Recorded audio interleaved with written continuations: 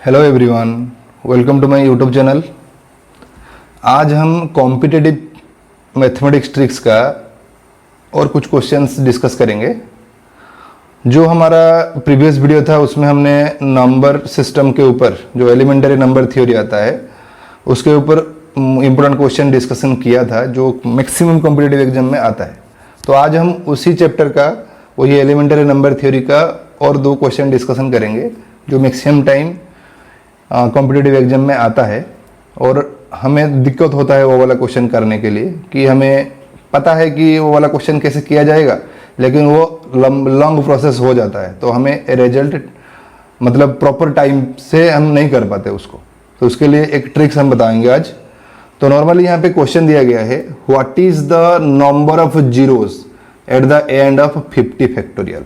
तो क्वेश्चन में हमें क्या दिया गया है 50 फैक्टोरियल।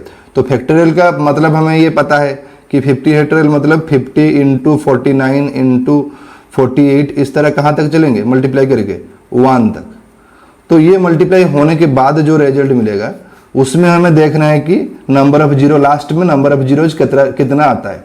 ओके, तो नंबर ऑफ जीरोज ये मल्टीप्लाई करने के लिए बहुत ज़्यादा टाइम लगेगा तो इसको वो लॉन्ग प्रोसेस हो जाएगा। तो हम कैसे करेंगे उसको?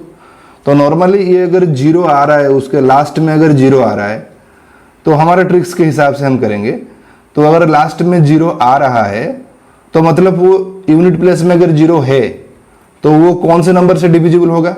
वो नॉर्मली 2 एंड 5, 2 से भी डिवाइड होगा वो नंबर जो रिजल्ट आएगा और 5 से भी वो डिवाइड होगा। तो हम करेंगे क्या, ये जो 2 एंड 5 हमें यहाँ पे मिल गया उसी के हिसाब से प्रोसीड करेंगे। क्योंकि ये 2 5 क्यों ले रहा हूँ ना, 2 5 का मल्टीप्लिकेशन करने के बाद 10 आता है तो 10 यूनिट प्लेस जीरो आ गया और जीरो यूनिट प्लेस में रहने से वो 2 से डिवाइड होता है और 5 से डिवाइड होता है। तो उसी प्रोसेस से हमें करना है। तो प्रोसेस क्या है, कोई भी क्वेश्चन इस तरह का हो आप अच्छे से आराम से कर सकते हो इस प्रोसेस में। तो यहाँ पे 50 फैक्टोरियल है तो क्वेश्चन में 600 फैक्टोरियल 630 फैक्टोरियल कुछ भी जो भी हो इसी प्रोसेस से आपको करना है। तो पहले वो 50 को लिख देना है आपको। ओके, फिर ये 2 से उसको प्राइम फैक्टराइजेशन करके चलना है और जब प्राइम फैक्टराइजेशन करोगे रिमाइंडर जो आ रहा है उसके ऊपर ध्यान नहीं देना है आपको। तो 2 से करेंगे तो ये कितना आ गया 25। अभी 25 जो है वो 2 से डिवाइड नहीं होगा लेकिन फिर भी हम करेंगे कितना ना 2 इंटू 12 24 आ रहा है। जो रिमाइंडर है उसको भूल जाओ, रिमाइंडर का काम यहाँ पे कुछ नहीं है। और ये फिर से 2 गिराएंगे तो ये 6, फिर 2 गिराएंगे तो ये 3, फिर से 2 गिराएंगे तो ये 1 और ये 1 और गिरेगा नहीं कुछ क्योंकि 1 जो है वो 2 से डिवाइड नहीं होगा। ये एक आ गया। दूसरा उसी 50 को 5 से कर लो। 5 से करेंगे तो ये कितना आ गया, यहाँ पे आ गया 10 आ गया। फिर 5 से इसको करेंगे तो ये 2 आ गया। ओके, तो ये है हमारा फर्स्ट प्रोसेस। ये फर्स्ट स्टेप में ये वाला पार्ट हमें करना है। तो ये करने के बाद आपको करना क्या है ना, रो का एक लाइन एंड कॉलम का एक लाइन आपको कैंसिल कर लेना है। मतलब ये वाला पार्ट मैं ये काट लेता हूँ और ये नीचे की तरफ जो ये 2 वाला पार्ट आया है उसको भी काट लिया। तो बचा कौन, ये जो रिमेनिंग 25 12 6 3 प्लस ये सभी को आपको ऐड कर लेना है। तो ये ऐड करने से कितना मिलेगा 5 + 2 7 + 6 13 14 15 16 17 से 7 ये 2 1 3 4 47 आ गया प्लस करने से। तो जो 47 आया इसका मतलब क्या है, 2 जो है 2 47 टाइम्स हमें मिलेगा। यहाँ पे 2 कितने टाइम्स मिलेगा 47 टाइम्स। उसी हिसाब से 50 का भी ऐसे काट लो, ये वाला काट लिया मैंने ये वाला पार्ट। तो बचेगा कौन 10 एंड 2। तो ये दोनों का भी एडिशन करेंगे तो मिलेगा कितना 12। तो इसको 5 से डिवाइड किया था तो 5 जो है वो 12 टाइम्स मिलेगा हमें। ओके, तो 2 मिल रहा है 47 टाइम्स एंड 5 जो है वो 12 टाइम्स मिल रहा है। तो हमें ये देखना है कि नंबर ऑफ जीरोज, तो नंबर ऑफ जीरो जब 5 × 2 मल्टीप्लाई होगा तब भी होगा। तो 5 अगर 12 टाइम्स है तो 2 भी हमें 12 टाइम्स लेना है। नहीं तो 5 × 2 10 कब कैसे आएगा, अगर मैं 2 सभी को ले जाऊँ ये वाला पार्ट 5 तो उतना नहीं है ना, तो 5 जितना है 2 भी उतना लेना है। तो मतलब 5 अगर 12 टाइम्स है 2 भी हमें 12 टाइम्स लेना है, तभी हमें कितना मिल गया 12 जीरो मिल गया। तो ये 5 × 2 के हिसाब से हम ये लिख देंगे कि number of zeros at the end कितना आएगा, at the end is 12 zero आएगा। ओके, ये है प्रोसेस। नेक्स्ट उसी हिसाब से और एक क्वेश्चन करते हैं, वही फैक्टोरियल वाला question. What is the number of highest power. देखो ये जैसे किया उसी प्रोसेस से होगा।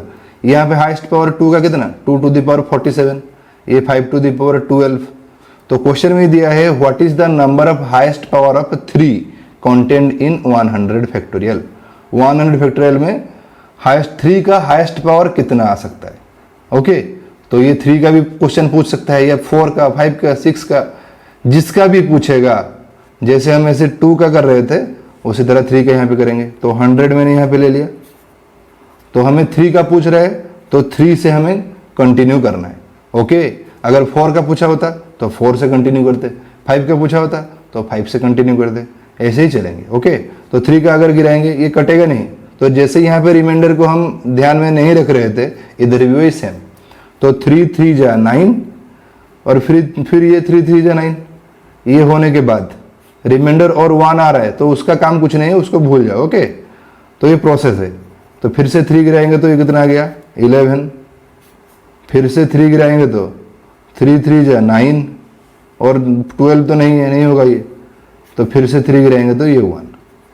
तो मतलब अभी वही सेम इसका जो कर रहे थे, एक रो एंड एक कॉलम, ये वाला बंद कर लो, बाकी ये जितने भी हैं उनको सभी को ऐड कर लो। तो 3 + 1 4, 5 6 7 8 और ये 48।